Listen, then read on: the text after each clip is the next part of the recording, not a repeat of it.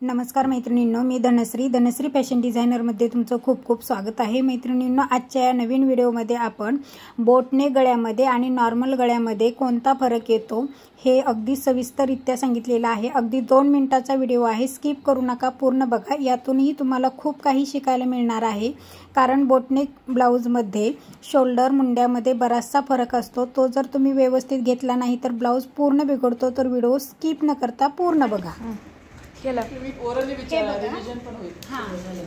Boat neck मध्ये काय फरक येतो? फक्त शोल्डर जास्त असतं, गळारुंदी जास्त असते आणि मुंडा जास्त असतो।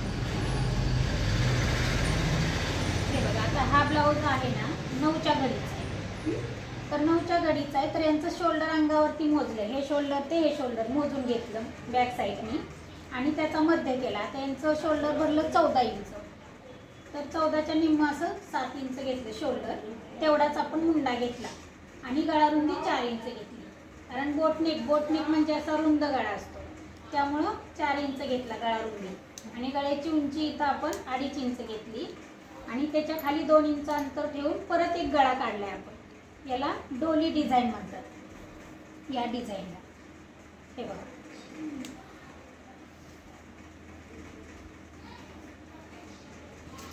अजून काय प्रश्न?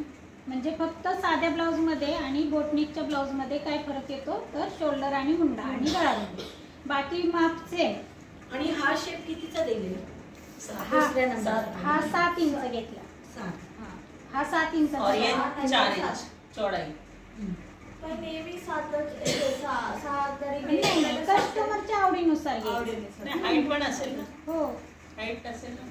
नाही, कोणाला इतका ब्रॉड हवा असेल तर तेवढा ठेवायचा, लहान हवा असेल तर लहान ठेवायचं, उंची कमी ठेवायची।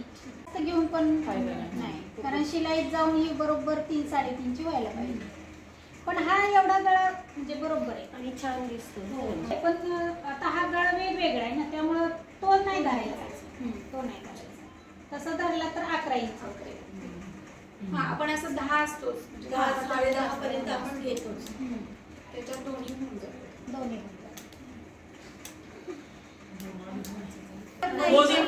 अशा प्रकारे मैत्रिणींनो, इथं आपण बोटनेकमध्ये शोल्डर आणि मुंड्यामध्ये कसे बदल करायचे हे पाहिलेलं आहे। बोटनेकमध्ये जर 2 गळे असतील तर गळेचं मेजरमेंट कसं टाकायचं, 2 गळ्यांमध्ये किती अंतर असायला हवं हे अगदी सविस्तररित्या पाहिलेलं आहे। तर व्हिडिओ आवडला तर व्हिडिओला लाईक करा, कमेंट करा आणि इतरांना शेअर करायला अजिबात विसरू नका। आणि आपल्या चॅनलवर जर नवीन असाल तर चॅनलला सबस्क्राईब करा। सबस्क्राईब केल्यानंतर पुढील बेल आयकॉन ऑलवर क्लिक करा, जेणेकरून आपले नवनवीन व्हिडिओ आले की तुमच्यापर्यंत लवकरात लवकर पोहोचतील। पूर्ण व्हिडिओ पाहिल्याबद्दल मनापासून धन्यवाद।